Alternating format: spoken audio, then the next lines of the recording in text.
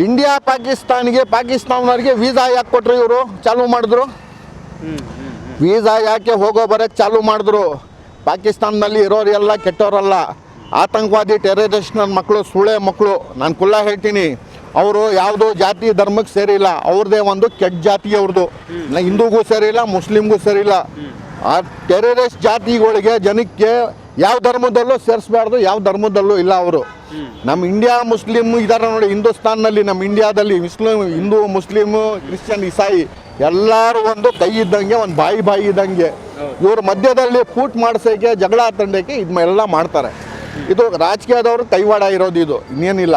ಆದರೂ ಏನು ಗೊತ್ತೇ, ಪಾಕಿಸ್ತಾನ ವೀಸಾನ ಕ್ಯಾನ್ಸಲ್ ಮಾಡಿ ಬರೋರ್ದು ಹೋಗೋರ್ದು ಮೊದಲು ಹೆಂಗಿತ್ತು ಆ ಥರ ಇರಲಿ.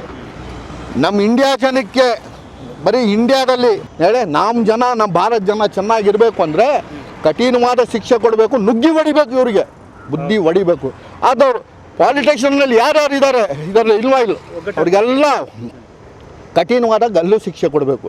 ಇದರಲ್ಲಿ ಸೇರಿದರೆ, ಇದರಲ್ಲಿ ಇನ್ವಾಲ್ವ್ ಆಗಿದ್ರೆ ರಾಜಕೀಯದವರು ಯಾರೋ ಇರಲಿ ಶಿಕ್ಷೆ ಕೊಡಬೇಕು, ಜ್ಞಾನ ಕೊಡಿ ಅವ್ರಿಗೆ. ಯಾಕಂದರೆ ಇದು ಮಾಮೂಲಿ ಮಾಡ್ಕೊಂಡವ್ರೆ. 40 ಜನ ಸತ್ರು, 50 ಜನ ಸತ್ರು, 20 ಜನ ಸತ್ರು, 30 ಜನ ಇವ್ರ ಸ್ವಾರ್ಥಕ್ಕೋಸ್ಕರ ಇವ್ರಿಗೋಸ್ಕರ ಅಮಾಯಕ ಜನ ಬಲಿ ಆಯ್ತವ್ರೆ, ಜೀವ ಕೊಡ್ತಾವ್ರೆ.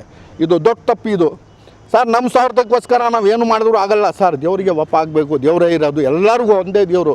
ನಾನು ಹೇಳೋದು, ನನ್ನ ಮಾತು ತಪ್ಪಿದರೆ ಭಾರತ ಜನ ನನಗೆ ಶಿಕ್ಷೆ ಕೊಡಲಿ. ಇದರಲ್ಲಿ ಮುಸ್ಲಿಮ್ ಆಗಲಿ, ಹಿಂದೂ ಜನ ಆಗಲಿ, ಪಾಲಿಟಿಷಿಯನ್ನ ಕೈವಾಡ ಇಲ್ಲಿ ಸಿಗಾಕೊಂಡ್ರೆ, ಆಧಾರ ಸಿಕ್ಕಿ ಇವ್ರು ಮಾಡಿದ್ದಾರೆ ಅಂದರೆ ಸರ್ಕಾರದಿಂದ ನಾನು ಹೇಳ್ತೀನಿ ಶಿಕ್ಷೆ ಕೊಡಿ, ಗಲ್ಲು ಶಿಕ್ಷೆ ಕೊಡಿ ಮೊದಲು ಇಮಿಡಿಯೇಟ್ಲಿ. ಯಾಕಂದರೆ ಮುಂದೆ ಬರೋ ಪಾಲಿಟಿಷಿಯನ್ನವ್ರಿಗೆ ಬುದ್ಧಿ ಬರಲಿ. ಚಪ್ಪಲಿ ನೀವು ಎಷ್ಟೇ ಬೆಲೆ ಬಾಳೋದು ತೊಗೊಳ್ಳಿ, ಕಾಲಿನಲ್ಲೇ ಮಡಗೋದು.